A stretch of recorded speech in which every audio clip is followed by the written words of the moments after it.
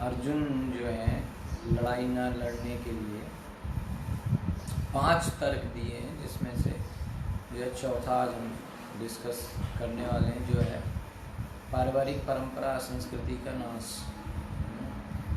पहले अर्जुन ने बताया दया का तर्क दिया, फिर पाप कर्मों का तर्क दिया कि और आनंद, कोई भी फायदा नहीं है लड़ाई लड़के, कोई आनंद नहीं मिलेगा, इसका भी तर्क दिया। ठीक है, तो इस तरीके से अर्जुन ने अब चौथा तर्क जो दिया है वो है कि सभी लोगों के कुल का नाश हो जाने से पारिवारिक संस्कृति का नाश हो जाएगा। ठीक है,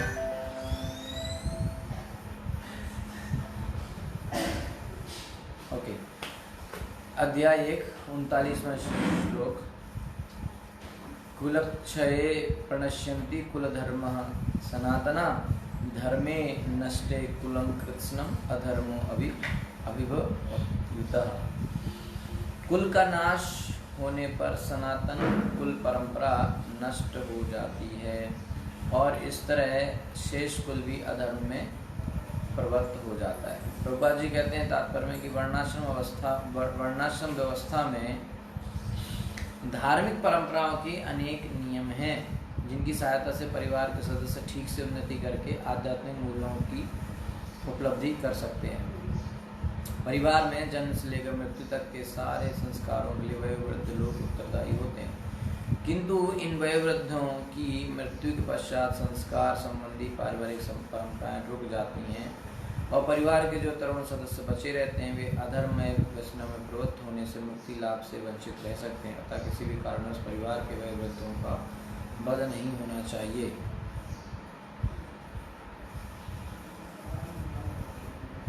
ठीक है,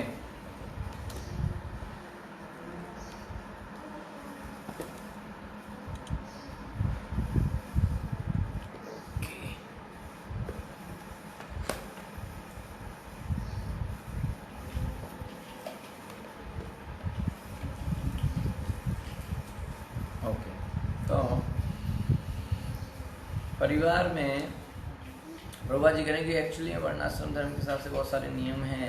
और होता क्या था कि जो परिवार के बड़े लोग होते थे, बड़े सदस्य, वो उनकी जिम्मेदारी होती थी कि वो परिवार की परंपराओं को, संस्कृतियों को, रीति रिवाजों को वो अगली पीढ़ी को सिखाएं, है कि नहीं?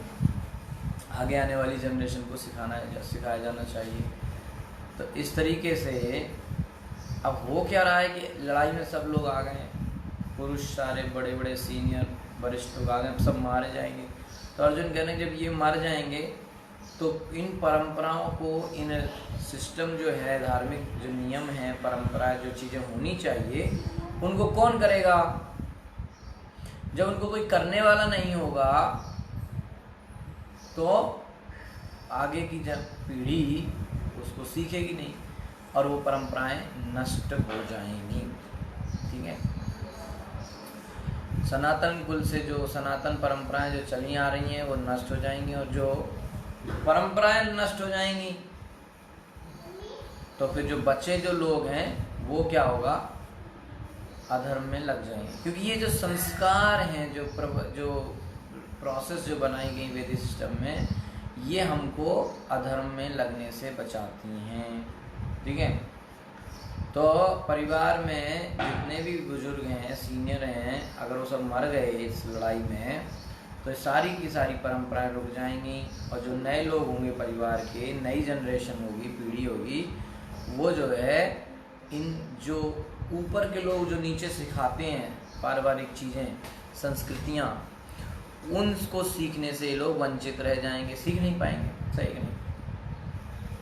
तो ये अर्जुन आगे कह रहे हैं, अधर्मा भी भवात् कृष्ण प्रदुष्यन्ति कुल स्त्रिया स्त्रीषु दृष्टाशु वार्ष्णेय जायते वर्ण शंकरा। और जब इस तरह से जो नई जनरेशन है, नई पीढ़ी है, जब वो अधर्म में लग जाएगी तो क्या होगा कि हे कृष्ण, जब कुल में अधर्म प्रमुख हो जाता है, जब परिवार में अधर्म ज़्यादा हो जाता है तो कुल की स्त्रियां दूषित हो जाती हैं और स्त्रीत्व के पतन से हे वृष्णिवंशी अवांछित संतानें उत्पन्न होती हैं।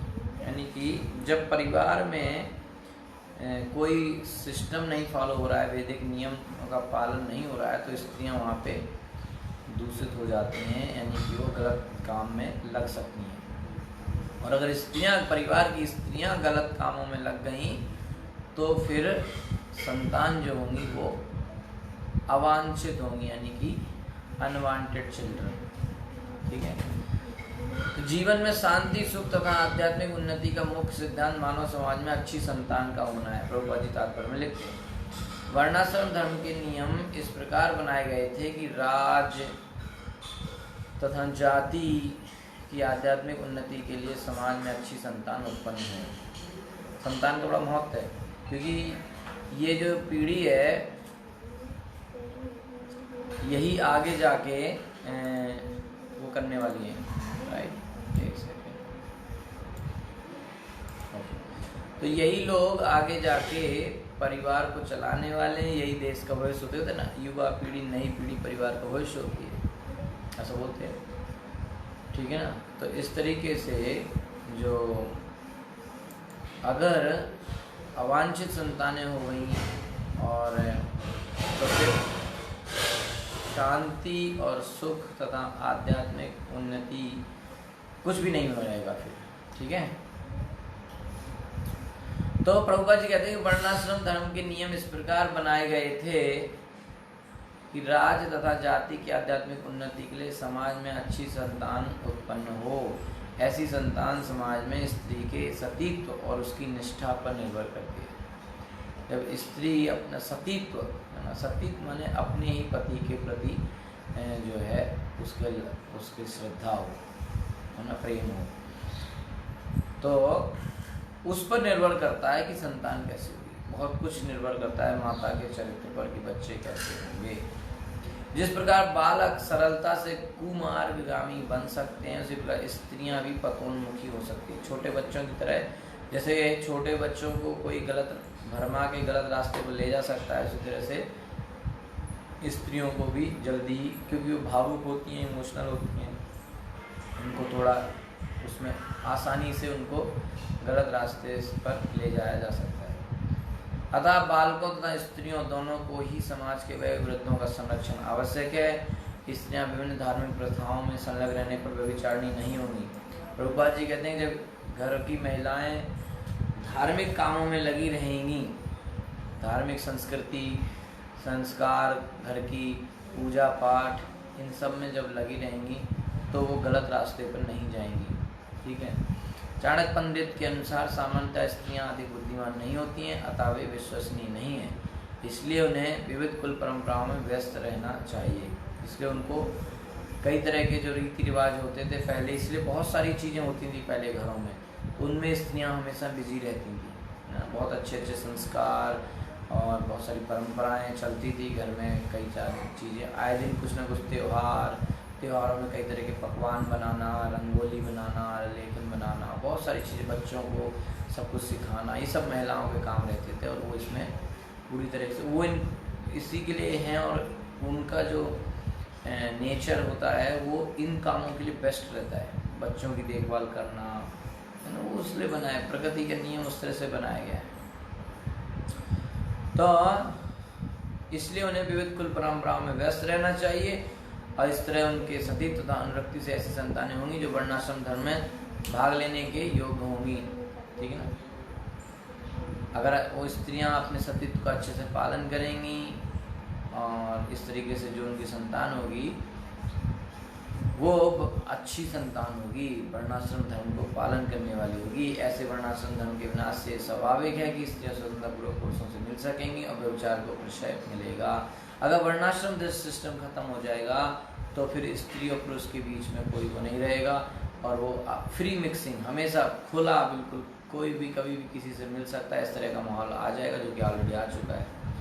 और इससे क्या होता है, व्यभिचार को बढ़ावा मिलता है, जिससे अवांछित संतान उत्पन्न होगी। निठल्ले लोग भी आज भी समाज में व्यभिचार को प्रेरित करते हैं, इस तरह अवांछित बच्चों की बाढ़ आ जाती है, इससे मानव जाति पर युद्ध और महामारी का संकट छा जाता है। अवांछित बच्चे, अनवांटेड प्रोजेनी, ये बच्चे नहीं होने चाहिए। अवांछित बच्चे समाज के लिए अच्छे नहीं हैं।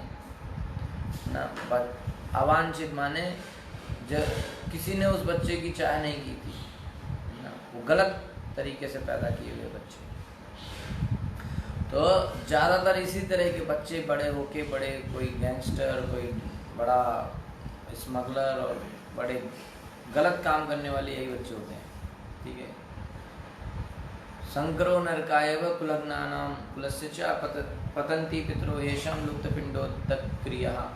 शंकरा से अवांछित बच्चे नरकाय नारकी जीवन, अवांछित संतानों की वृद्धि से ही निश्चय ही परिवार के लिए तथा पारिवारिक परंपरा को विनष्ट करने वालों के लिए नारकी जीवन उत्पन्न होता है। जब इस तरह से सारे बच्चे अवांछनीय बच्चे हो जाएंगे, संतानें हो जाएंगी और पारिवारिक परंपराएं नष्ट हो जाएंगी, तब तो नरक जैसा जीवन ही हो जाएगा। ऐसे पतित कुलों के पुरखे पितृ लोग गिर जाते हैं, क्योंकि कोई परंपरा, जैसे आगे की पीढ़ी को श्राद्ध करना होता है तो वो सब बंद हो जाएंगी, सारे वो रीति रिवाज वो परंपराएं सब बंद हो जाएंगी। जब वो सब बंद हो जाएंगी तो पतित कुलों के पुरखे पितृ लोग गिर जाते हैं, क्योंकि उनको कोई जल तथा पिंडदान देता ही नहीं, वो सब क्रियाएं खत्म हो गई हैं। सगाम कर्म के विधि विधानों के अनुसार कुल के पितरों को समय समय पर जल तथा पिंडदान दिया जाना चाहिए। श्राद्ध के बारे में, तो श्राद्ध जो है ये दान विष्णु पूजा द्वारा किया जाता है, क्योंकि विष्णु को अर्पित भोजन के उच्चिष्ट भाग के खाने से सारे पाप कर्मों से व्यक्ति उद्धार हो सकता है। विष्णु का प्रसाद पाने से सभी कर्मों से आदमी छूट सकता है। इसलिए जो ये पितृलोक फंसे हुए हैं पितृलोक में, उनको कृष्ण प्रसाद देने से उनकी मुक्ति भी हो सकती है। कभी कभी पितृगण विविध प्रकार के पाप कर्मों से ग्रस्त हो सकते हैं और कभी कभी उनमें से कुछ को स्थूल शरीर प्राप्त न हो सकने के कारण प्रेतों के रूप में सूक्ष्म शरीर धारण करने के लिए बाध्य होना पड़ता है। तो ऐसा हो सकता है किसी के पितृ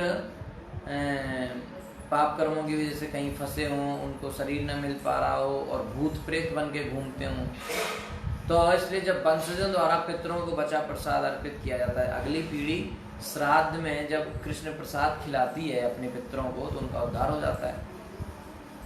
तो प्रेत योनि में हो या किसी भी अन्य प्रकार के दुखमय जीवन में हो, तो उनका उद्धार हो जाता है।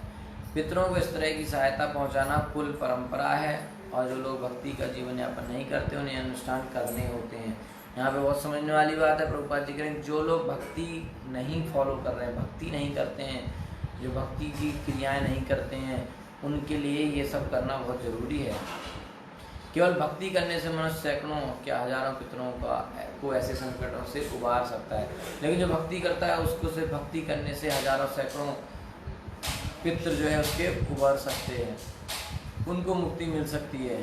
भागवत में बताया गया 11:5-41 का गया, देवर्षि भूताप नृणाम पितृणाम न किंकरो नाय मणि च राजन सर्वात्माना या शरणम शरण्यम गतो मुकुंदम परिहृत्य कर्तम। जो पुरुष अन्य समस्त कर्तव्यों को त्याग कर मुक्ति के दाता मुकुंद के चरण कमलों की शरण ग्रहण करता है, सब कुछ छोड़ के किसकी शरण में जाता है? मुकुंद की चरण में। मुकुंद माने जो मुक्ति प्रदान करते हैं, तो जो उनकी मुकुंद भगवान मुकुंद के चरण कमलों गतो मुकुंदम परिहृत्य कर्तम, जो भगवान मुकुंद के चरणों में जाता है, उनकी शरण लेता है और इस पद पर गंभीरता पूर्वक चलता है, वह देवताओं मुनियों सामान्य जीवों स्वजनों मनुष्यों या पितरों के प्रति अपने कर्तव्य से ऋण मुक्त हो जाता है। श्री भगवान की सेवा करने से ऐसे दायित्व अपने आप पूरे हो जाते हैं। ठीक है, ये पॉइंट है कि एक्चुअली में पितरों को ये सब कराने का, ये सब जो भी अगर किसी को कराना तो कृष्ण प्रसाद श्राद्ध में देना चाहिए, क्योंकि वो अगर वो पितृ श्राद्ध खा के उस कृष्ण प्रसाद को पाके उनका तो उद्धार हो जाएगा। ठीक है, तो ज़्यादातर लोग तो कोई कृष्ण प्रसाद के बारे में जानकारी नहीं रखते हैं, पर पितृ पूजा जब करते हैं तो ऐसे ही खाना बना के खिलाते हैं।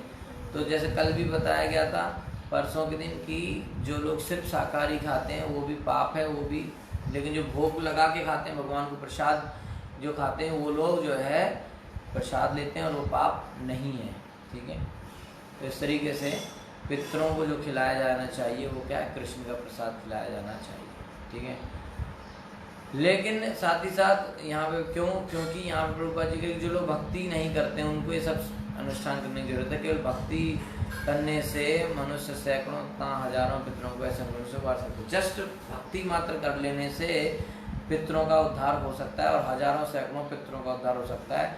तो उस तरह से उनको कुछ खिलाना और सब करने की कोई ज़रूरत नहीं भी है। जो करते हैं ठीक है, लेकिन नहीं करेंगे तो कोई बड़ी बात नहीं। शुद्ध भक्ति पहले करना चाहिए, ठीक है। तो दोषै रेतै कुलज्ञानां वर्णशंकर कारकै उत्साद्यन्ते जाति धर्मा कुल धर्माश्च शाश्वता। दोष ही ऐसे दोषों से एते इन सब कुलघ्नानाम परिवार नष्ट करने वालों का वर्ण संक्रांति संतानों के कार्य के कारणों से उत्साद्यन्ते नष्ट हो जाते हैं जाति धर्म सामुदायिक योजनाएं कुल धर्म पारिवारिक परंपरा चा भी शाश्वता सनातन। जो लोग कुल परंपरा को विनष्ट करते हैं और इस तरह अवांछित संतानों को जन्म देते हैं, उनके दुष्कर्मों से समस्त प्रकार की सामुदायिक योजनाएं तथा पारिवारिक कल्याण कार्य विनष्ट हो जाते हैं, ठीक है। सनातन धर्म या वर्णाश्रम धर्म द्वारा निर्धारित मानव समाज के चारों वर्णों के लिए सामुदायिक योजनाएं तथा पारिवारिक कल्याण कार्य इसलिए नियोजित है कि मनुष्य चरम मोक्ष प्राप्त कर सके। अतः समाज के अनुत्तरदायी नायकों द्वारा सनातन धर्म परंपरा के विखंडन से उस समाज में अवस्था फैलती है और फलस्वरूप लोग जीवन के उद्देश्य विष्णु को भूल जाते हैं। ऐसे नायक अंधे कहलाते हैं और जो लोग इनका अनुगमन करते हैं वे निश्चय खूब व्यवस्था की ओर अग्रसर होते हैं। ओके, तो इस तरीके से जो है यहाँ पर अर्जुन ये अलग अलग उदाहरण दे रहे हैं कि किस तरह से पारिवारिक चीज़ें परंपराएं नष्ट हो सकती हैं, ठीक है। तो इसको जो है हम लोग कल देखेंगे डिटेल में, पूरी प्रोसेस है जो कि कैसे ये होता है, इस चीज़ को हम कल देखेंगे, ठीक है। 1 से 39 से ये कौन सा श्लोक है? 42, ओके 43वां श्लोक हम आज कर लेते हैं और फिर 44 से कल देखेंगे। और फिर ये 39 से 43 तक का जो पूरा समरी है कैसे ये होता है ना, पारिवारिक परंपराओं का कैसे नष्ट होती हैं, कई परंपराएं जो चली आ रही हैं वो कैसे नष्ट होती हैं, ये पूरी विधि प्रोसेस जो है वो 39 से 43 श्लोकों में बताई गई है। हम उसको कल पूरा समराइज्ड करके आपको समझा देंगे। आज हम 43वां श्लोक पढ़ लेते हैं। उत्सन्न कुल धर्माणाम मनुष्याणाम जनार्दन नरके नियतम वासो भवतीत्य अनुशुश्रुमा। हे प्रजापालक कृष्ण, मैंने गुरु परंपरा से सुना है कि जो लोग कुल धर्म का विनाश करते हैं वे सदैव नरक में वास करते हैं। अर्जुन अपने तर्कों को अपने निजी अनुभव पर न आधारित करके आचार्यों से जो सुन रखा है उस पर आधारित करता है। वास्तविक ज्ञान प्राप्त करने की यही विधि है। जिस व्यक्ति ने पहले से ज्ञान प्राप्त कर रखा है उस व्यक्ति की सहायता के बिना कोई भी वास्तविक ज्ञान तक नहीं पहुंच सकता। वर्णाश्रम धर्म की एक पद्धति के अनुसार मृत्यु के पूर्व मनुष्य को पाप कर्मों के लिए प्रायश्चित करना होता है। जो पापात्मा है उसे इस विधि का अवश्य उपयोग करना चाहिए। ऐसा किए बिना मनुष्य निश्चित रूप से नरक भेजा जाएगा, जहाँ उसे अपने पाप कर्मों के लिए कष्टमय जीवन बिताना पड़ेगा, ठीक है। तो आप कह रहे हैं कि जिस व्यक्ति ने पहले से ये सब ज्ञान प्राप्त किया हुआ है उस व्यक्ति की सहायता के बिना कोई भी व्यक्ति वास्तविक ज्ञान तक नहीं पहुंच सकता, ठीक है। तो वर्णाश्रम के सिस्टम में अपने डेथ के पहले, मृत्यु के पहले ही मनुष्य को चाहिए कि वो अपने पाप कर्मों का प्रायश्चित कर ले, ठीक है। तो अगर किसी ने जीवन में पाप किए तो उनको इस विधि का प्रयोग करना चाहिए कि वो पाप कर्मों का प्रायश्चित कर लें, ठीक है। तो ऐसा नहीं करेंगे तो मनुष्य निश्चित रूप से कहाँ भेजा जाएगा? नरक भेजा जाएगा और वहाँ उसको नरक के कष्ट भी दिए जाएंगे, ठीक है। तो इस तरीके से ये 43 लोग था, 39 से 43 तक आपने देखा किस तरह से ये युद्ध में अगर लड़ाई हुई तो जो है पारिवारिक परंपराओं का नाश हो जाएगा। ऐसा कौन बोल रहा है? अर्जुन बोल रहा है कि इस कारण से मुझे लड़ाई नहीं लड़नी है। तो 39 से 43 तक जो है हम आपको डिटेल में जो है डिटेल में तो आज हमने एक श्लोक दिया, कल हम इसका समराइज स्टडी है ना, थीम वाइज वो हम कल देखेंगे। Hare Krishna, thank you so much, शुभ बात की जाए।